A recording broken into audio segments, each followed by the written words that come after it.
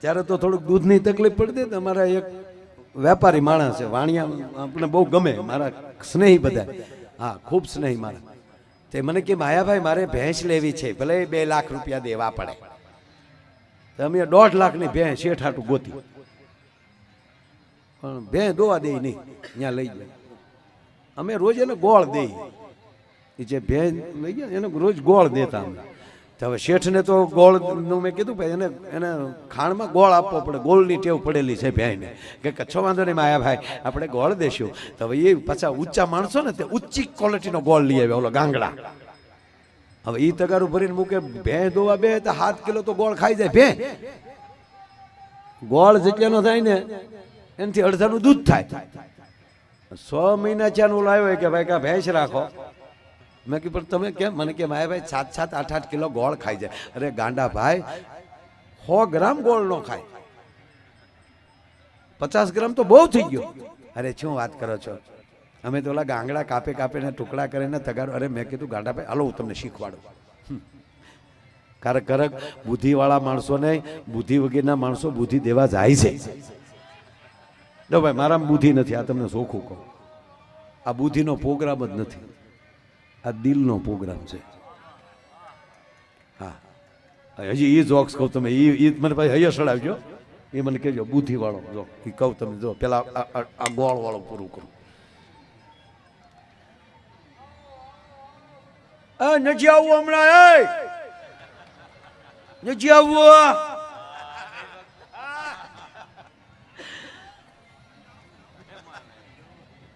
પછી મેં શેઠને કીધું શેઠ હું આવું, આ કયો ગોળ લાવ્યો? તા હું એ નહીં, રસી આવે ને ગોળની રસી, એમાં થોડુંક પાણી નાખી અને આ તપેલું આ બકડિયું છે ને એમાં એ આમ લીપી નાખો, તડકે મૂકી દો.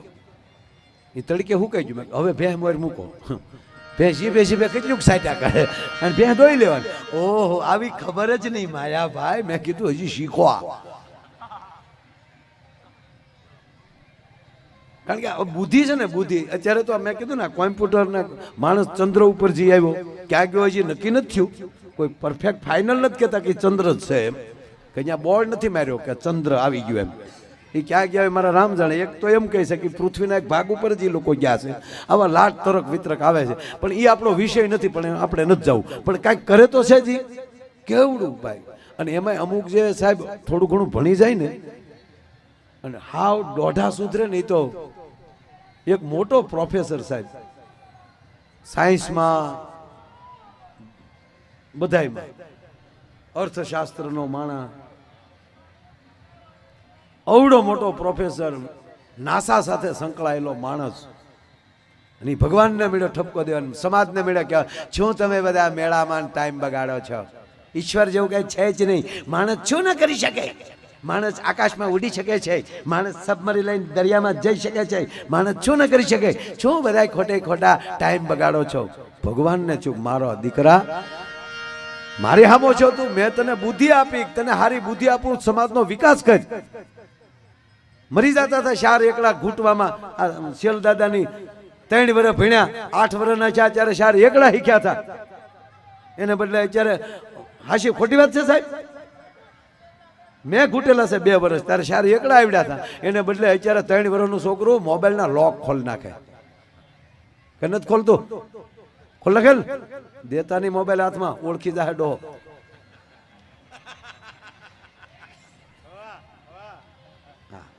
એક ભાઈ ઓફિસે બેઠા હતા ને તો જમરાજ આવ્યા. જમરાજે કીધું હાલે મોરથા. બોલો કે ભાઈ મારે હજી કેટલા પ્રોગ્રામ કરવાના છે. હું મોરથા કહું છું. જમરાજા કે મિત્ર તરીકે કહું, હાલ મારી હારે હારો નરીવો લઈ જાવો છે તને, હાજો નરીવો લઈ જાવો. કે પણ હજી મારો નહીં કહું છું હાલ. તક મારી ભૂલ હું? તારી ભૂલ એટલી જ મોબાઈલ તારો ઘરે રહી ગયો છે, લોક ખુલી ગયો છે, અને 2-3 મેસેજ આવી ગયા છે. તો બોલો કે તો આપણે નીકળી જવાય, આપણે હવે ઘરે ન જવાય, હમણાંમાં જ નીકળી જવાય એમ.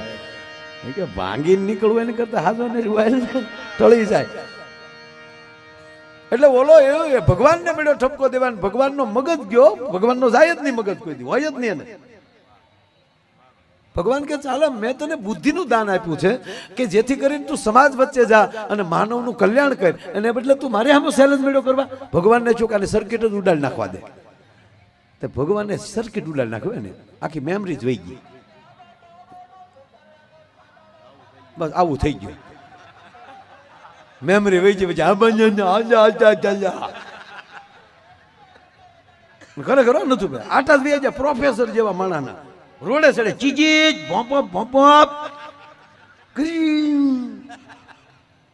ભગવાનને ચૂક ગયો હવે બરાબર, પણ ભગવાનને એમ છો કે હજી આની પરીક્ષા કરી લઉં.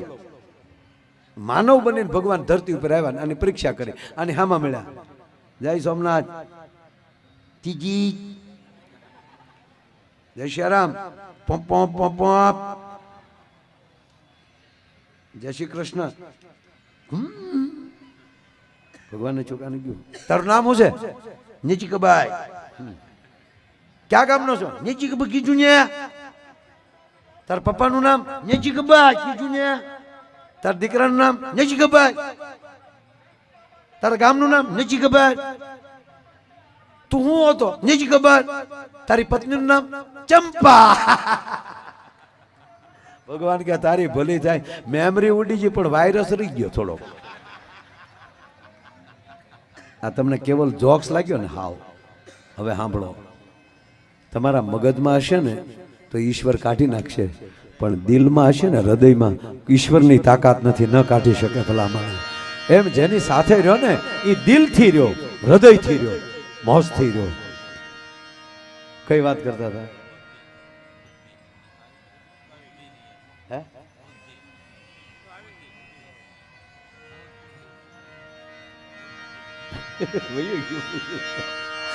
એટલે વાત એ કરતો હતો સાહેબ.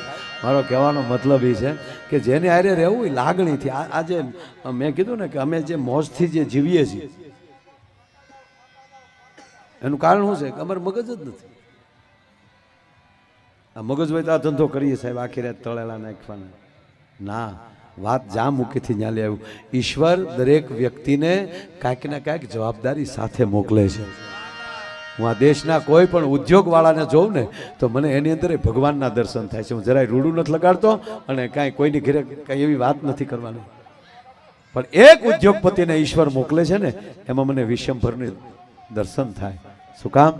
એક ખાલી 50 ઘંટી હીરાની હકારતો હોય તો એ 200 પરિવારની જવાબદારી માટે ઈશ્વરે એને મોકલ્યો છે. જા 200 પરિવારની તું જવાબદારી લઈ લેજે.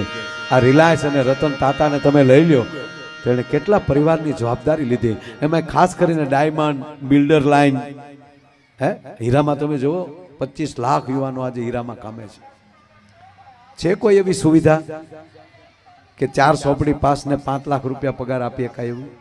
અભણને 2 લાખ આપી શકાય એવી છે સુવિધા? તો સાહેબ એ શેઠિયા કેવલ રડવા નથી આવ્યા, આવા કયકની જવાબદારી લઈને આવ્યા છે. ભલામણ માયાભાઈનો એક પ્રોગ્રામ થાય તો કેવલ માયાભાઈને આયોજકોએ પેમેન્ટ આપી દીધું, લઈને વહી ગયા નહીં. કેટલા પરિવારનું સાથે જોડાણ થયું છે. આ બેઠા છીએ અમે, આ સાઉન્ડવાળા તો એની નીચે કેટલા કામ કરે છે, મંડપવાળા એની નીચે કેટલા કામ કરે છે, લાઇટવાળા એની નીચે કેટલા કામ કરે છે.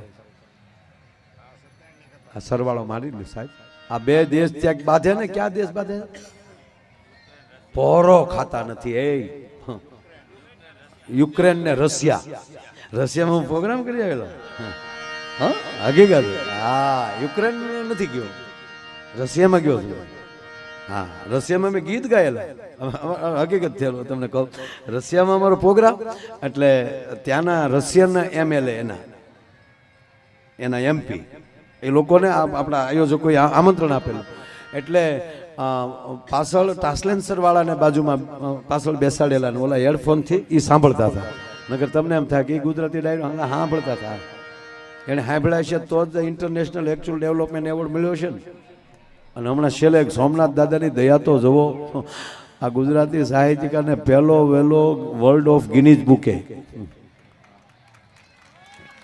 બોલો હવે આમાં મને તો કાંઈ મારા પહેલી વાર ઓલા એવોર્ડનું આવ્યું ને, હકીકત કહું તો ઓલું અંગ્રેજીમાં કાગળિયું આવે તો આપણે તો કાંઈ ધડો કરીએ નહીં અંગ્રેજીના કાગળનું.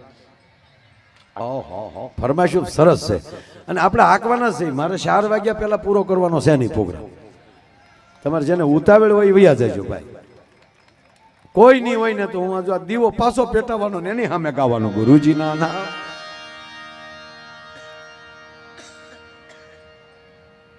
એટલે આ હું કઈ બંધ નથી કરવાનું. તમારે જેટલી ચીઠીઓ મોકલો એટલી મોકલો.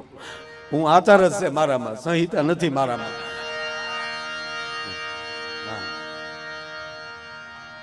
હા અમારો પમદી હતો ભાવનગર પ્રોગ્રામ. ઓહોના બધા હતા. કોણ કોણ હતા લાઈવ જોયું જ હશે. બધા મંત્રી હતા. આ કોઈ બંધ ન કરાવ્યું. અહીંયા કોઈ નો જ કરાવે, પણ આ તો મર્યાદામાં કે ભાઈ આપણે પણ નહીં. હું 4 વાગ્યા પહેલા બંધ નહીં કરું. મને માઇન્ડ તામ ચડ્યું છે. 3 વર્ષથી કોઈ અમને સાંભળ્યા જ નથી. ઘરે ને ઘરે બેઠા હતા ભાઈ અમે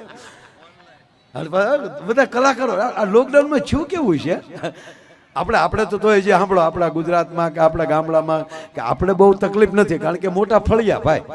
એ ભાઈ કાંઈ નહીં તો વાડીએ જઈને બેહી ભેહું અરે વાતું કરી.